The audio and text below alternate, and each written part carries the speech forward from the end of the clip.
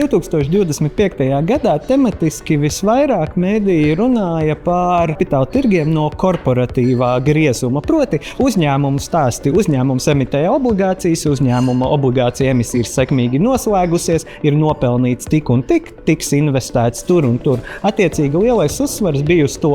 Otra lielākā grupa bija stāsti no politikas un regulācijas virziena. Attiecīgi valdība lemj par to, Saimā diskutē par to, politiķi koalīcijā, opozīcijā nevar vienoties par tiem vai šitiem jautājumiem. Patiesībā jāsaka, ka ir salīdzinoši maz gan finanšu pratības stāsti, gan arī cilvēku stāsti, proti stāsti no tās individu perspektīvas. Un tas lielā mērā ir saistīts ar to, ka šiem vispārīgajiem lielajiem mēdījiem bieži vien pietrūkst resursu, lai kvalitatīvi veidotu stāstus, kas būtu saistīti ar kapitāla tirgiem. Mēdījiem pilnīgi noteikti vajadzētu, runājot par kapitāla tirgiem, skatīties šajā cilvēku perspektīvā. Proti, atrast šo Jāni Bērziņu, Annu Lapiņu, kuri ir ieguldījuši 1000 eiro, ir nopelnījuši 100 eiro un šobrīd jau meklē savas nākamās investīciju iespējas, jo tas ir tas veids, kā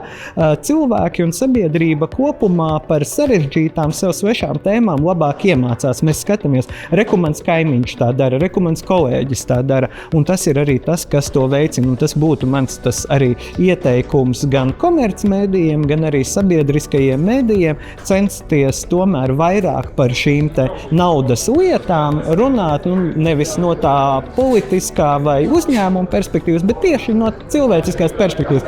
Ko es, Raivis Vilons, varu iegūt, ja es investēšu, ja es sekošu līdzi savai naudai, kā pasargāt manu naudu no inflācijas, kā to vairot, jo laimīgi, turīgi, finansiāli nodrošināt cilvēki ir pamats arī Latvijas sabiedrībai.